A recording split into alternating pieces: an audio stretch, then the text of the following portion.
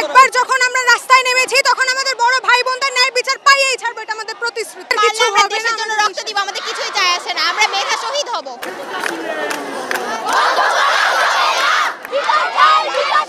রাজধানীর আজিমপুরে এই মুহূর্তে শিক্ষার্থীদের সাথে অভিভাবকরাও কিন্তু এসে যুক্ত হয়েছেন। আমরা যেমনটি দেখতে পেয়েছি যে এখানে বিভিন্ন কলেজ এবং স্কুলের শিক্ষার্থীরা, আমরা ক্লাস 6, 7 এবং 8, 9 পর্যন্ত শিক্ষার্থীদেরও কিন্তু এখানে আন্দোলনে অংশগ্রহণ করতে দেখেছি। আপনি ক্লাস 10-এ পড়েন কিন্তু আপনি সড়কে বেরিয়ে এসেছেন, আপনার নিরাপত্তা কে দিচ্ছে এখানে?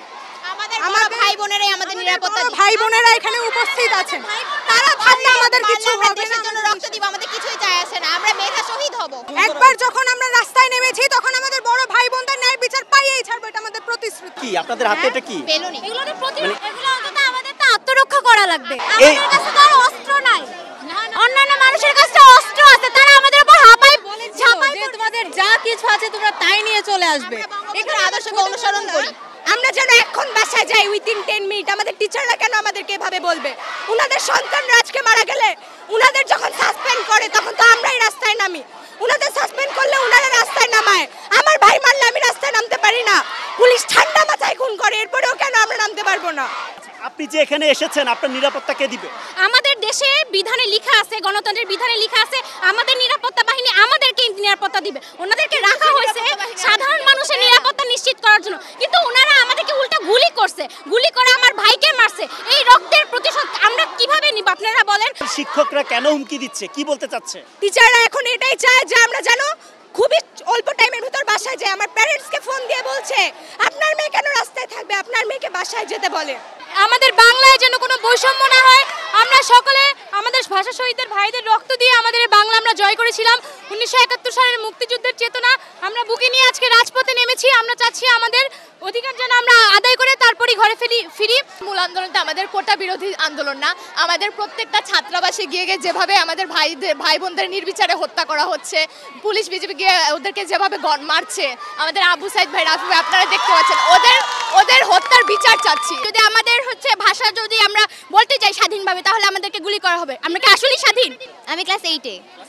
জি, প্রথমে কিন্তু এত স্টুডেন্ট কিন্তু রাস্তায় নেমে আসে না যখন আমাদের ভাইরা কোটার আন্দোলন করতেছিল, কিন্তু তাদের সাথে যে বিরূপ ব্যবহারটা করা হয়েছে, তারা তাদের ন্যায্য দাবি যখন চাচ্ছিল কেন তাদের ওপর আক্রমণ করা হবে? তারা তো কোনো আক্রমণাত্মক কোনো আচরণ করে নাই। আমাদের স্টুডেন্ট জুনিয়রদের একজনকে যদি টিসি দেওয়া হয় এটার ফল ভালো হবে না। কোন স্কুলের স্টুডেন্টকে যদি টিসি দেওয়া হয় এটার ফল ভালো। টিসির হুমকিটা মূলত কে দিচ্ছে? স্কুলের শিক্ষকরা দিচ্ছে। এখানে নামলে আমাদেরকে বহিষ্কার করে দেবে, আমাদেরকে কলেজে রাখবে না, ঠিক আছে, আমাদেরকে বহিষ্কার করে দেবে। কিন্তু আমরা আজকে ম্যাডামদেরকে আমরা পুরো বলে দিয়ে আসছি যে আমরা কলেজে থাকবো না, দরকার হলে আমরা ক্লাস করবো না, কিন্তু আমরা প্রতিবাদ করবো। 4টা দিন ধরে দেখতেছি যে ছেলে মেয়েরা কিভাবে আহত হচ্ছে, বাসায় থাকতে পারতেছে। আজকে আব্বু আম্মুকে না বলে চলে আসছি।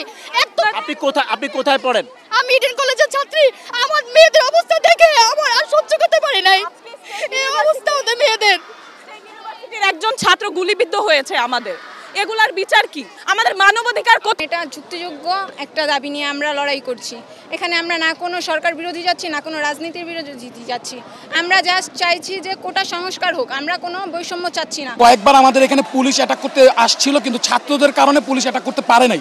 আমরা ছাত্র সবাই একসাথে জড়ো হয়ে আছি, তো যার কারণে পুলিশ আমাদের অ্যাটাক করতে পারছে না। আজকে যে আপনারা এখানে যে অবস্থান করেছেন, এই অবস্থানে ছাত্রের বাইরে এখানে কেউ আছে কিনা? আমাদের এখানে আমাদের জানা মতে ছাত্রের বাইরে কেউ নেই, কারণ আমরা সবাই আইডি কার্ড চেক করে ঢুকেছি। কিছু গার্জিয়ান আছে, ছাত্রের বাবা মা আছে, ওনারা আমাদের পর্যাপ্ত সাপোর্ট দিচ্ছে। এই আন্দোলনটা মূলত শিক্ষার্থীদের আন্দোলন। শিক্ষার্থী আন্দোলনের মধ্যে আপনারা কারা এবং কেন এসেছেন?